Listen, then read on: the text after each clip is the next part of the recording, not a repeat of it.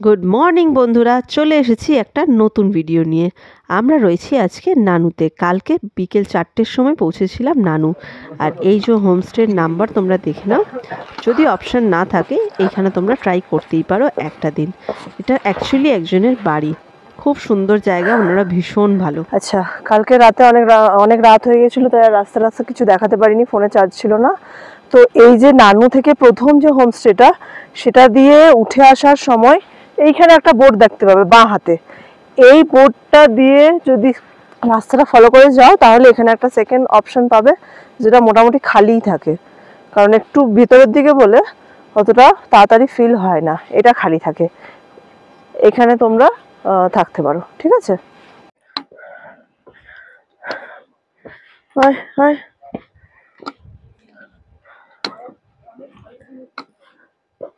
হ্যাঁ,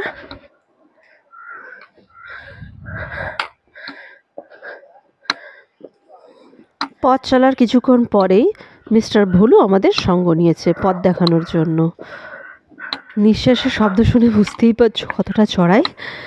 আর এই চড়াই মোটামুটি এখানে এখন থেকে শুরু হয়েছে আর চলবে একেবারে মধ্যমহেশ্বর পর্যন্ত। কাল রাতে একটা নতুন জিনিস দেখলাম, দেখে খুব ভালো লাগলো। আমরা নানুতে যার হোমস্টেতে ছিলাম, ওনারা রাত্রেবেলা 8:30টার সময় যখন আরও 5জন এখানে এসে পৌঁছালো, তখন কিন্তু ওনারা ফিরিয়ে দিলেন না। তাদের একটা মোটামুটি স্টোর রুম মতো ছিল, সেটাকে খালি করে বেডিং করে তারপরে যা ছিল অল্প স্বল্প খেতে দিয়ে ওনারা কিন্তু থাকতে দিলেন। এটা এখানকার পাহাড়ের একটা দারুণ ব্যাপার। সেটা দেখে সত্যি আমাদেরও অনেক কিছু শেখার আছে, যে মানুষকে হেল্প করার ইচ্ছে থাকলে উপায়টা কিন্তু ঠিক বেরিয়ে আসে। সেখানে নায়ের কোনো কিন্তু অবকাশ নেই। প্রথম সূর্যের কিরণ, উফ, ঠান্ডার মধ্যে কি আরাম লাগছে। উফ,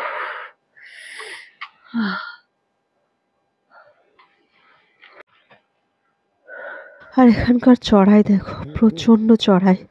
হাঁপ ধরছে, একটু একটু করে দাঁড়িয়ে তারপরে অল্প অল্প করে হাঁটছি। ওই ধরে নাও 50 পা হেঁটে তারপরে একটু নিঃশ্বাস। আর দৃশ্য অসাধারণ। এই দৃশ্য দেখে ক্লান্তি যেন কোথায় দূরে চলে যাচ্ছে। ঠান্ডা আগের দিনের থেকে যথেষ্ট আছে, কারণ আমরা অনেকটা উঁচুতে চলে এসেছি। আর আমার তো সর্দির ধাত আছেই, তাই অলরেডি নাক টানছি।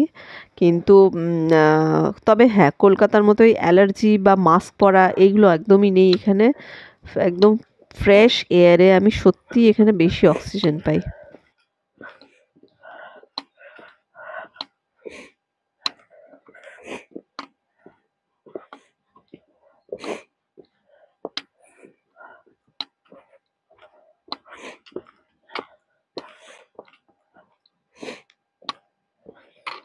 সেই ওপরে যেতে হবে। চলো, আজ पहली बार हम दोनों बेट लगाते हैं। আমরা আজ বেড লাগাচ্ছি। যে জয়া বলছে আমাদের পৌঁছতে পৌঁছতে 1টা বেজে যাবে, আর আমি বলেছি 10:30 থেকে 11টার মধ্যে পৌঁছে যাব। দেখি কার কথা ঠিক হয়। আর রাস্তা হচ্ছে ভীষণ কঠিন। মধ্যমহেশ্বরের রাস্তা খুব ভালো তৈরি রাস্তা, কিন্তু ইনক্লিনেশন অলমোস্ট 70 ডিগ্রি বা 75 ডিগ্রি। আমি ভুলও হতে পারি, কিন্তু তার থেকে কম নয় একদমই। দুজনের অবস্থাই খুব খারাপ। আর কি বলবো, যত হাঁটছি গরমও লাগছে, আবার একটু দাঁড়ালে ঠান্ডাও লাগছে, হাওয়াও চলছে, সব মিলিয়ে দারুণ ওয়েদার। আর কিছুক্ষণ বাকি আছে। এই লাস্ট একটা জঙ্গল, এটা পার করলেই আমরা মোটামুটি মধ্যমহেশ্বরে দেখা পাবো বলে আশা করছি, কারণ এই জঙ্গলটাই লাস্ট। অলমোস্ট 4-5 কিলোমিটারের এই জঙ্গলটা, আর ভীষণ ঘন জঙ্গল। লোকজন সেরকম আজকে অত আগে পরে দেখতেই পাচ্ছি না, একটু ফাঁকা ফাঁকা। তবে হ্যাঁ, ফাঁকা বলেই আমি এই ট্রেকে এসেছি, এটাও একটা সত্যি কথা। প্রচুর লোকজন থাকবে সেরকম, খুব ক্রাউড হয়ে যাবে, সেটা আমার একেবারেই পছন্দের নয়। তাহলে তো সেই ব্যাপারটা হয়ে গেল ওভার ক্রাউডেড জায়গা। নেচার থাকলেও সেটাকে ফিল করা বা সেটার সাথে কানেক্ট করা যায় না। তাই আমার একটু ফাঁকা জায়গাই পছন্দ। আর সত্যি এখানে জঙ্গলের মধ্যে দিয়ে যেতে একটা আলাদাই কি বলবো এক্সপিরিয়েন্স। প্রথমে একটা জঙ্গল পড়েছিল আর এই লাস্টে একটা জঙ্গল, মানে একদম স্টার্টিংয়ে থেকে। আর সেই জঙ্গল পার হয়ে প্রথমে একটা খোলা আর কি পাহাড়ের মধ্যে দিয়ে এসে তারপর এটা হচ্ছে লাস্ট জঙ্গলটা। আর আর কিছুটা বাকি, দেখি আর কতক্ষণ লাগে। আপাতত এখন বাজে হচ্ছে ওই 10টা মতো। দেখি কতক্ষণে পৌঁছাই। তোমরা সবাই কিন্তু একটা কথা ইম্পর্টেন্ট, যেটা হচ্ছে ওআরএস সঙ্গে রেখো। আমরা শুধু চকলেট আর ওআরএস এর ভরসাতেই পুরো ট্রেকটা কমপ্লিট করেছি। সেরকমভাবে মাঝখানে ওই ম্যাগি ছাড়া আর অন্য কিছু খাবারও নেই। তো কিন্তু ওআরএস খাওয়ার জন্য আমাদের কি হয়েছে যে ডিহাইড্রেশনটা একদমই হয়নি।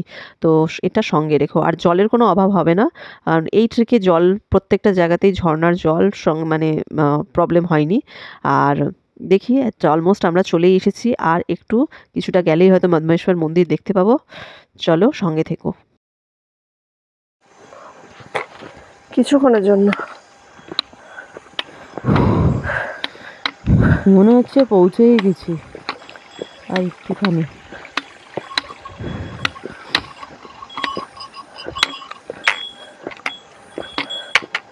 কি ভিউ!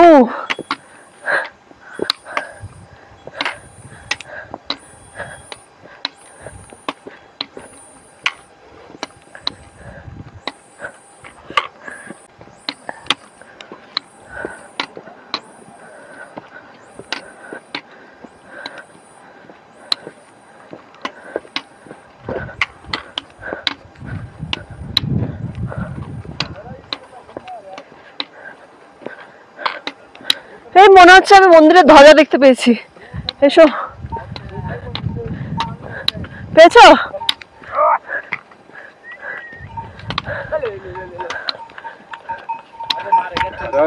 হর হর মহাদেব।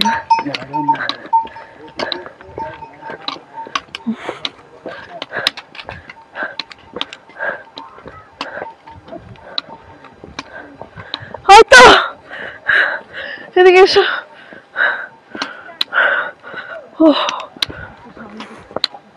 চলো,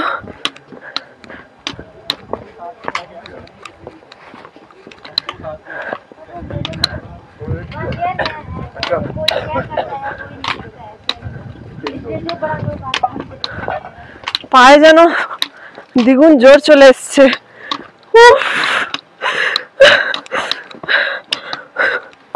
হর হর মহাদেব।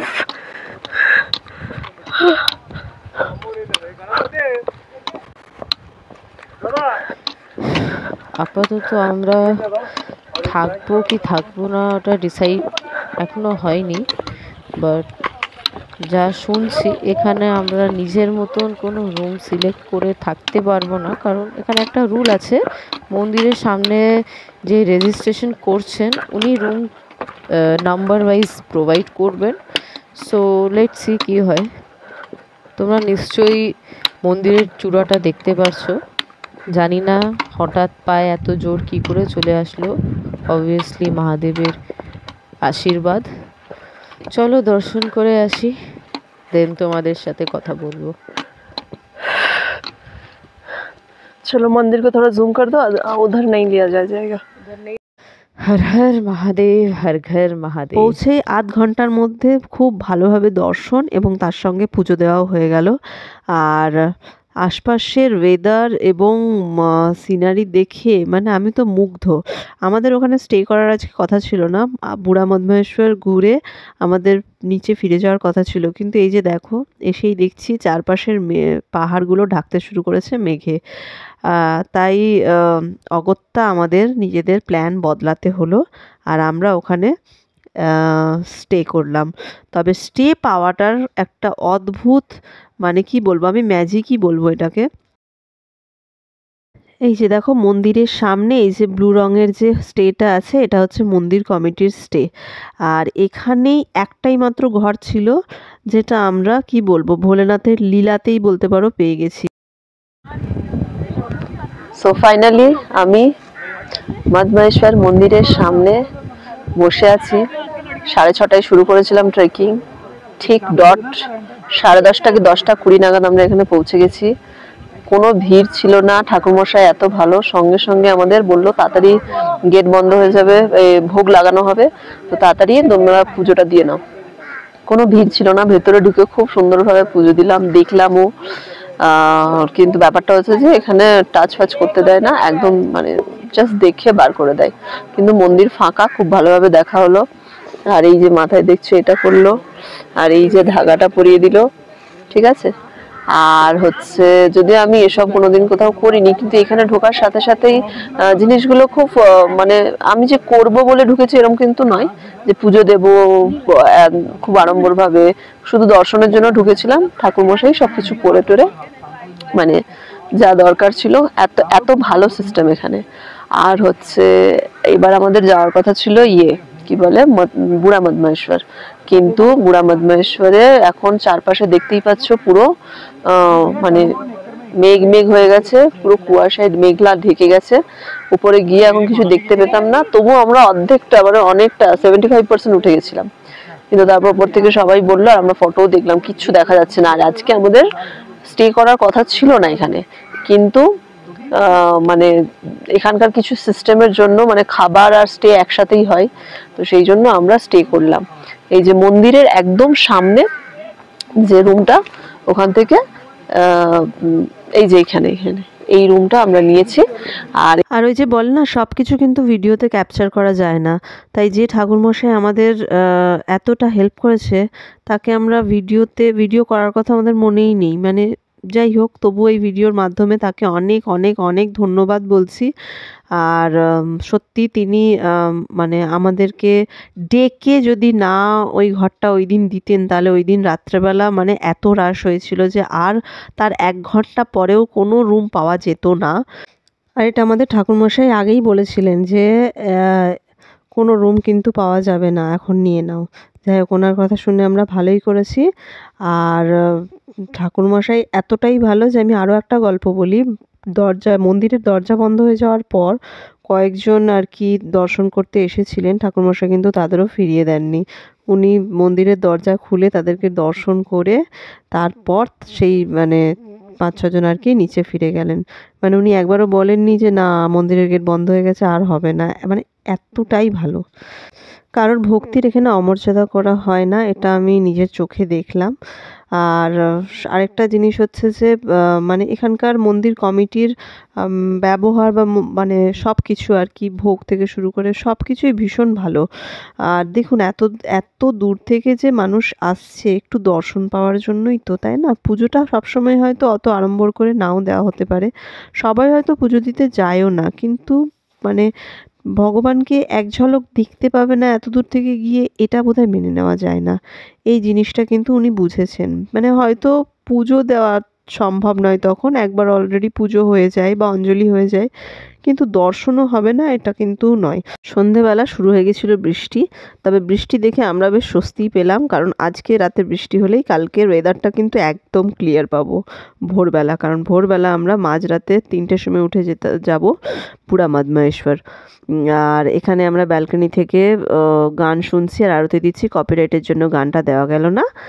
আজকের জন্য এই পর্যন্তই, সবাই ভালো থেকো, গুড নাইট। কালকে দেখা হচ্ছে বুড়া মদমাহেশ্বরে সানরাইজ দেখতে দেখতে।